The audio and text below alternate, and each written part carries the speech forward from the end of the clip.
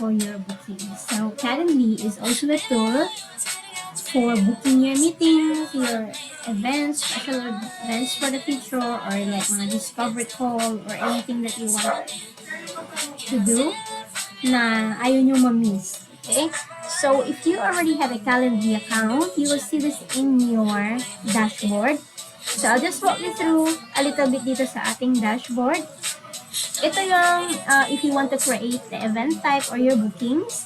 So, in event type, you have 3 types. So, one-on-one, merong group, and then merong round robin.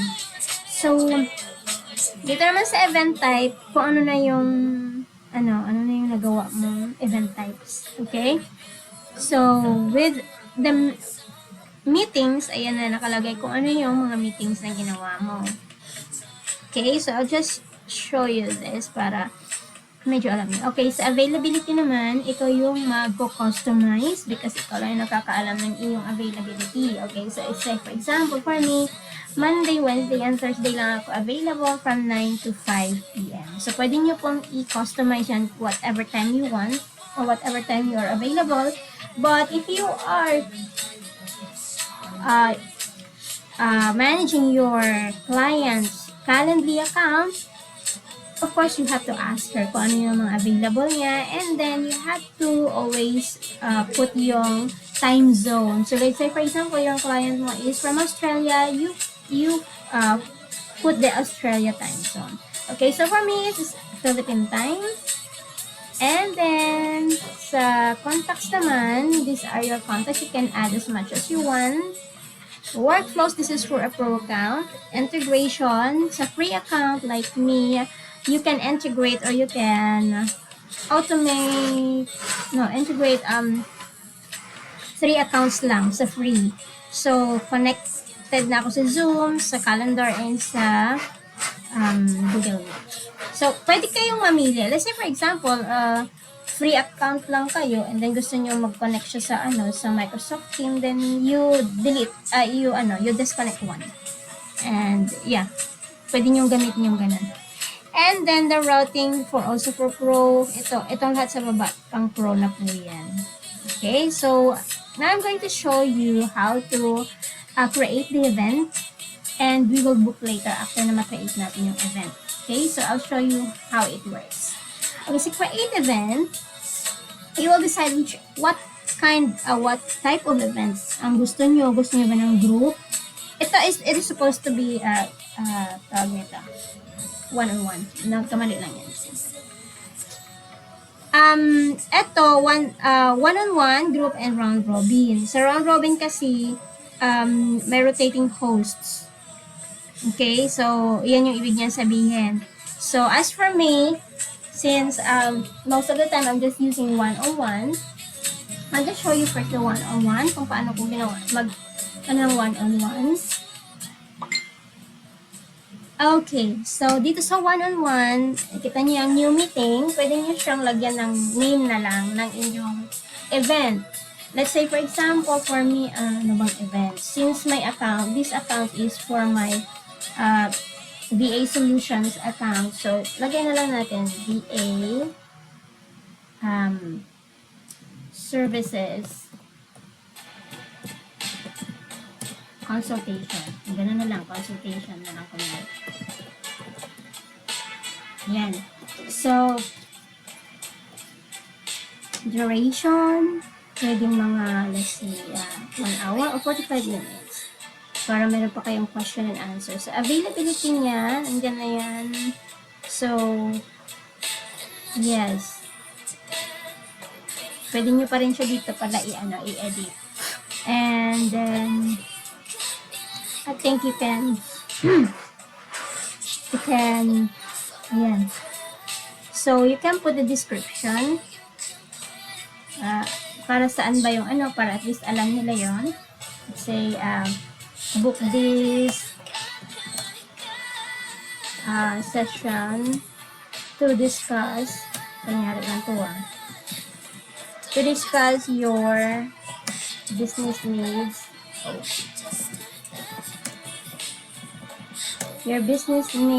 and how I can take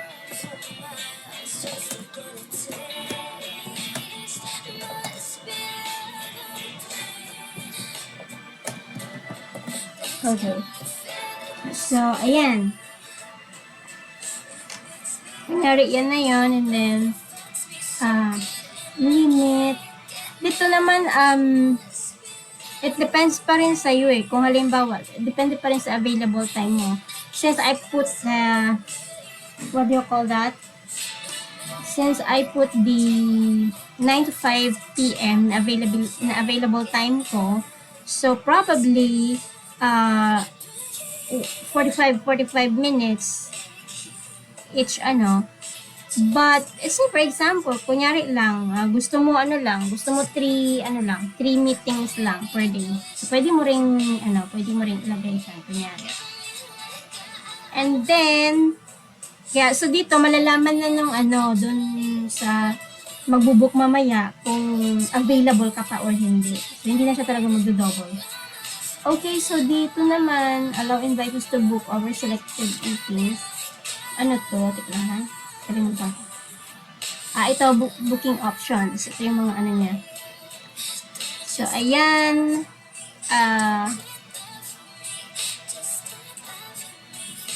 Dito, lagyan natin 45 minutes. And then, dito naman, asking for names.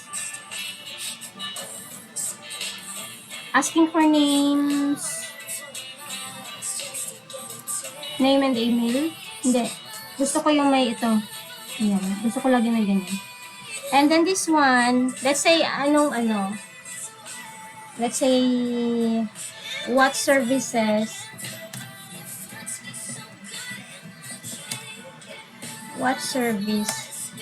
do you need most? Okay, so let's say, and then, lagyan natin required. Dito naman, pwede kayo mamili. 1 line lang, multiple lines. Ako gusto ko drop down. Mamimili ka na lang doon. Say, email marketing.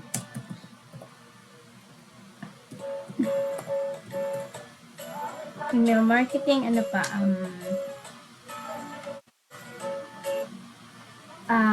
lead generation.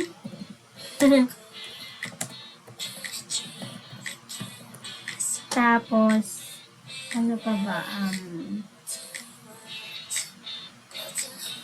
admin support. Kunyari ganyan. Yan. Dito sa payment, alam ko sa pro lang to eh. Okay, so kung gusto mo pang mag-ask ng another question, mag-add ka lang dyan, o another answer pala dito sa drop down, add ka lang dyan. Or if you want to make another question and then you make another drop down. Okay, so ganyan siya. And then you have to always save the changes. Okay? So preview lang natin. So ito na siya. Naka-create na kayo ng event type. So itong event type nyo na to, you can always copy the link and then attach it to your portfolio, or you can attach it into your social media accounts where you are using your mga ads or something para mag-hunt ng client. Okay? So, kakopy nyo yung link and then you post it there. And then kung may mga client na interested or may mga kunyari, coach kayo, kung may mga estudyante na interested, they can click the link and then they can book para magkausap kayo or whatever Okay, so yun ang gagamitin nila. Okay guys, so eto ngayon, tatlo itong event type ko na nagawa, diba? So sa free account, isa lang ang pwede nyong i-activate. Ngayon, if example, ito kasi na event type is para lang dun sa mga VA services consultation. Iba naman yung event type mo na para lang sa one-on-one meeting mo para sa client. So, kunyari, kailangan mag-book para mag-meet kayo ng iyong client. So, pwede nyong i-turn on lang to. Okay, so ito, i-turn off mo to. Diba? I-turn off mo lang yan. Oops. Ano nangyari? Wait lang, ha?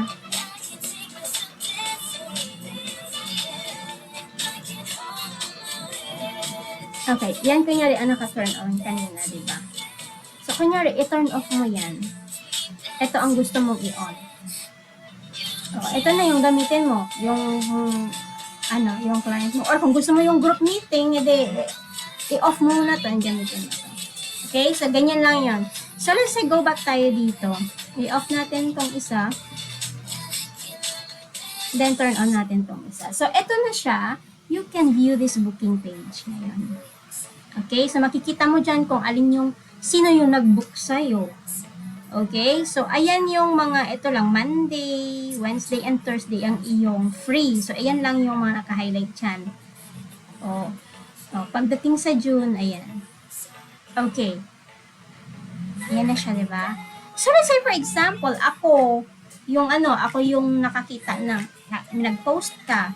Kunyari, ikaw yung CVA Services Solutions, consultation, and then na-post mo na to sa iyong portfolio and I'm interested with you, with your services. So, I will click this one para mag-book ako, para mag-usap tayo. Okay? So, kunyari, ako na yung client mo na nakita. So, gusto ko mag-usap tayo sa 12 ng June. Mga 10:30 a.m. And then, so, kunyari, ako, kunyari lang yan syempre kung anong pangalan nyo yun ang ilalagay nyo, diba? So, ayan. So, kunyari,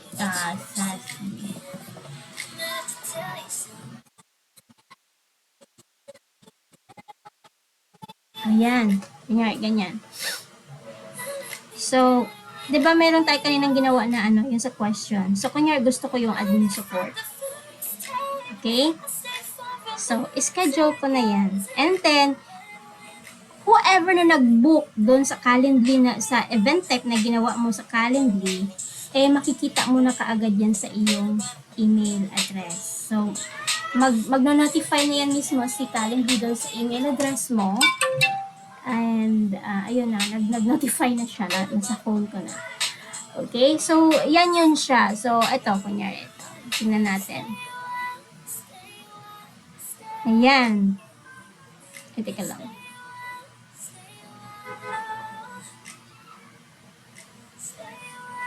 Ano to? So, this recipients are online banking. Ito yung kahapon pa to.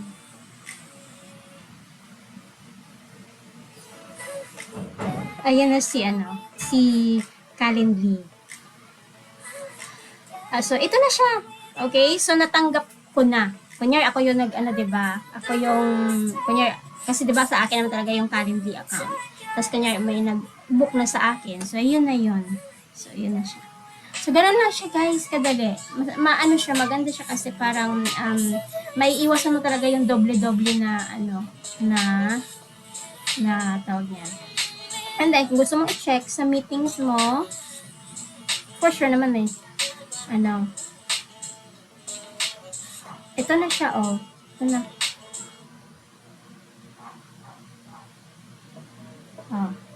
So, ayan. So, ito, kung halimbawa, gusto mong i-edit pa, kunyari, gusto mong i-reschedule kasi, nagka-emergency ka, pwede rin. Yan. Or gusto mong i-cancel na lang, yan, pwede rin naman. Yan. And this, guys, itong mga color na to, depende sa inyo yan Ako, nilagyan ko lang ng color yung important at saka yung hindi naman ganun ka, So, or let's say, doon sa event type, lagyan mo ng color coding para alam mo na ito na event is para sa one-on-one, ito na event para sa group. Ganun. Okay? So, ayan na siya, guys. Ganun lang siya kadali. Okay? So, next time ulit, if you want me to make a video on how to set up your Calendly account sa mga walang account, I can do that next time. Okay? So,